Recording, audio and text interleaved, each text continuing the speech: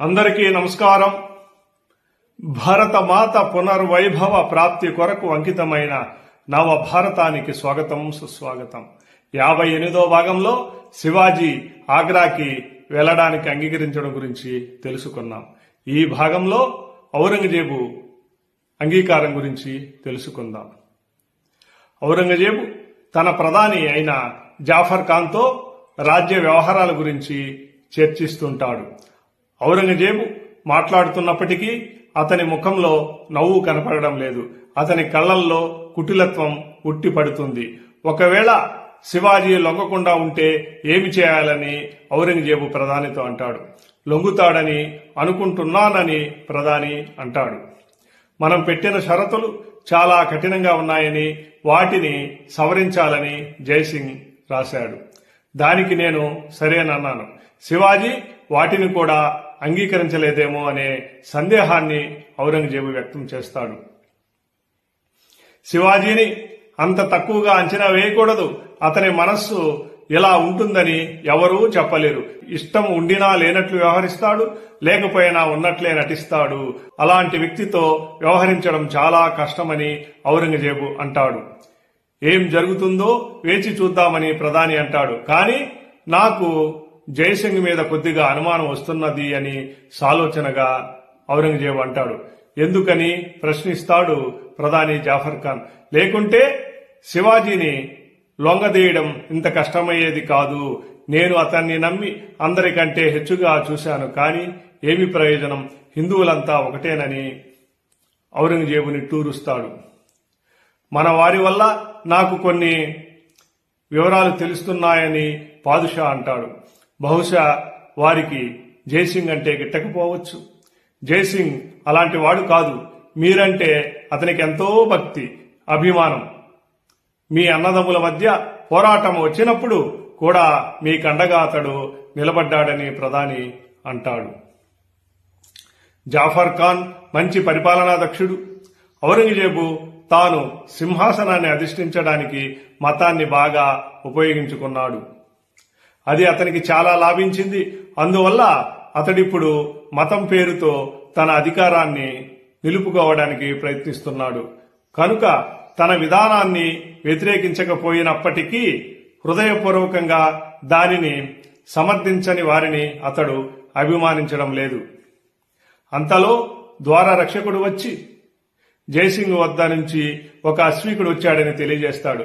అతని వెంటనే ప్రవేశపెట్టమని ఔరంగజేబు అంటాడు. అశ్వీకుడు వచ్చి నేల తగిలేటట్లుగా వంగి పాదుషాకి నమస్కరించి ఒక లేఖనిస్తాడు. ఆ లేఖ శివాజీ జైసింగుల మధ్య కుదిరిన పురందర ఒప్పందం గురించినది. 23 కోటలను వదిలివేయడానికి, పాదుషాకు సామంతుడుగా ఉండడానికి, కుమారుడిని పాదుషా కొలువులో ఉంచడానికి శివాజీ అంగీకరించాడని అందులో వ్రాయబడింది. కాని ఆగ్రా రావడానికి మాత్రం అతడు సందేహపడుతున్నాడని, శివాజీ స్వాతంత్ర్యానికి, ప్రాణానికి పాదుషా హామీ ఇస్తే తాను శివాజీకి పాదుషా తరపున మాట ఇచ్చి అతన్ని ఆగ్రాకు తీసుకుని రాగలనని తెలిపి ఉన్నాడు. ఆ లేఖను చూశాక ఔరంగజేబుకు చెప్పలేనంత ఆనందం కలిగింది. కానీ ఇంకా అతన్ని కొంత సందేహం పీడిస్తూనే ఉంటుంది. శివాజీ నిబంధనలను పెట్టి కొంత ఆలస్యం గావించి ఆలోగా మరలా పుంజుకొని తన సైన్యం మీద పడతాడేమోనన్న భయం అతనికున్నది. జైసింగ్ యుద్ధం నిలపకుండా సంధి నడిపి ఉంటే శివాజీ ఇన్ని షరతులు పెట్టేవాడు కాదు, సులభంగా లొంగిపోయేవాడని ఔరంగజేబు అంటాడు. ప్రధాని మాట్లాడలేదు. రోషనారాను రమ్మని చెప్పి పంపుతారా అని పాదుషా జాఫర్ ఖాన్తో అంటాడు. చెప్పి పంపడం ఎందుకు? నేనే వెళ్లి పంపిస్తానని ప్రధానమంత్రి అంటాడు. రోషనారా వస్తే ఔరంగజేబు మరెవరిని తన వద్ద ఉండనీయడని ప్రధానికి తెలుసు. అందువల్ల తానే అక్కడి నుంచి ముందుగా వెళ్లడం మంచిదనుకున్నాడు. ఔరంగజేబు తన సోదరులతో సాగించిన వారసత్వ యుద్ధంలో సోదరి రోషనారా ఔరంగజేబు పక్షం వహించి పాదుషా కావడానికి సహకరిస్తుంది. ఔరంగజేబుకి ప్రపంచంలో ఎవరన్నా నమ్మకం లేదు. కానీ రోషనారా అంటే అతనికి ఎంతో నమ్మకం. ఏ క్లిష్ట పరిస్థితి ఏర్పడినా అతడు ఆమెతో చర్చిస్తాడు. ఆమె చెప్పినట్టే చేస్తుంటాడు. ఆమె ఎన్నడూ పొరపాటు చేయదని అతని దృఢ విశ్వాసం. శివాజీని రమ్మనడమా వద్దనడమా అతనికేమీ తోచడం లేదు. అతన్ని ఆగ్రాకు రమ్మంటే వచ్చాక అతన్ని ఏమీ చేయడానికి వీలు కాదు. ఏమైనా చేస్తే జైసింగ్ బాధపడతాడు. పైగా తాను మాట తప్పినట్లవుతుంది. రమ్మని చెప్పి పంపకపోతే శివాజీ రాడు. మరలా యుద్ధం సాగుతుంది. అప్పుడు ఓటమి సంభవిస్తే తన మాట వినకపోవడం వల్లనే సంధి విఫలమైందని, ఓటమి కూడా అందువల్లనే సంభవించిందని జైసింగ్ తప్పుకోవచ్చు. ఈ ఆలోచనలతో అతడు రోషనారా రావడాన్ని కూడా గుర్తించలేదు. అన్నయ్య రమ్మన్నారంట కదా అని రోషనారా పలకరించగా కూర్చోమ్మా అని ఔరంగజేబు అంటాడు. జైసింగ్ నుండి వర్తమానం ఏదైనా వచ్చిందా అని రోషనారా ప్రశ్నిస్తుంది. వచ్చింది, అందుకే నిన్ను రమ్మన్నానని జైసింగ్ లేఖలోని వివరాలన్నీ చెప్తాడు. అయితే మీరేమనుకుంటున్నారని ఆమె అడుగుతుంది. నాకేమీ తోచక నిన్ను పిలిపించాను. ఇందులో ఏదో మోసం ఉన్నట్లున్నదని జైసింగ్ శివాజీ కలిసి ఏదో నాటకం ఆడుతున్నట్లు అనిపిస్తున్నదని ఔరంగజేబు అంటాడు. నాటకమే ఆడుతున్నారనుకున్నప్పటికీ మనకు వచ్చిన నష్టమేమీ లేదు. శివాజీని ఇచ్చటికి రప్పించడమే మంచిదని అన్నదామె. మీరన్నట్లు వారిద్దరూ కలిసి నాటకమాడుతున్నది నిజమైతే శివాజీ స్వాతంత్ర్యానికి ప్రాణానికి మీరు హామీ ఇవ్వడం మంచిది. ఎందుకంటే మీరు ఈ షరతుకు అంగీకరించలేదనుకోండి, అప్పుడు శివాజీ మీ మీద ఆరోపణ పెట్టి ఇందులో నుంచి తప్పించుకుంటాడు. దాన్ని జైసింగ్ తప్పనిసరిగా సమర్థిస్తాడు అని రోషనారా అంటుంది.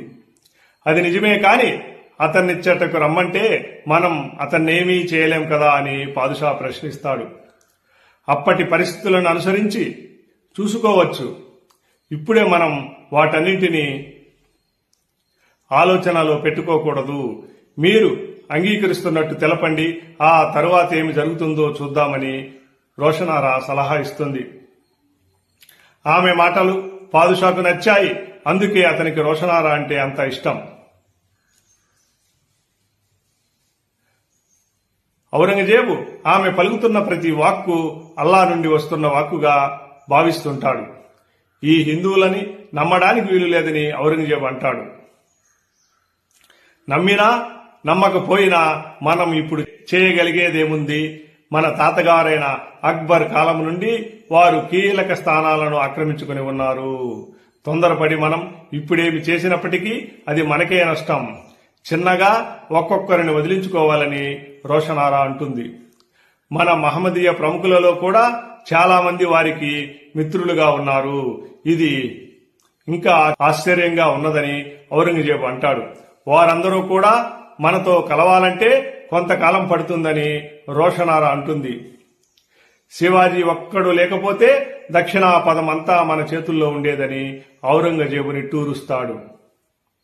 నిజమే, కాని మనం ఏం చేయగలం? మన సేనానులు అలాంటి వారని రోషనారా అంటుంది. చిన్నగా మన వారందరినీ మన వైపు తిప్పుకోవాలి. జిజియా పన్ను వేయకముందు మన సేనలో ఉన్న రసపుత్ర రాజులు తదితర హిందూ నాయకులు మనకు విధేయులుగానే ఉండేవారు. కానీ ఆ తరువాత వారిలో చాలా మార్పు వచ్చిందని ఔరంగజేబు అంటాడు.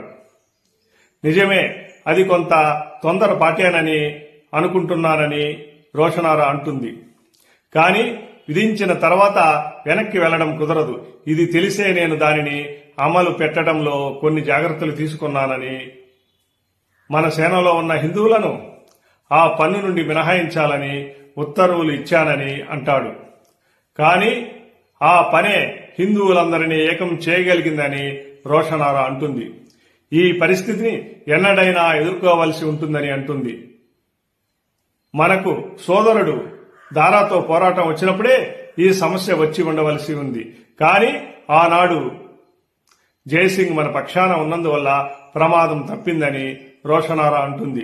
నిజమే, సోదరుడు దారా ఉంటే హిందువులు తమ ప్రతినిధిగా ఎంచుకునేవారని ఔరంగజేబు అంటాడు.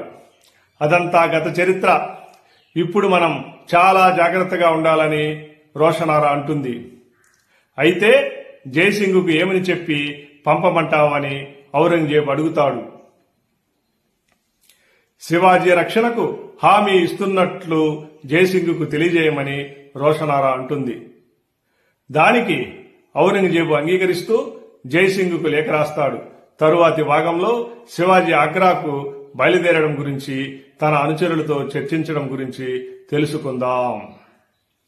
ఈ వీడియో మీకు నచ్చినట్లయితే లైక్ చేయండి, షేర్ చేయండి, మీ బంధుమిత్రుల చేత సబ్స్క్రైబ్ చేయించండి.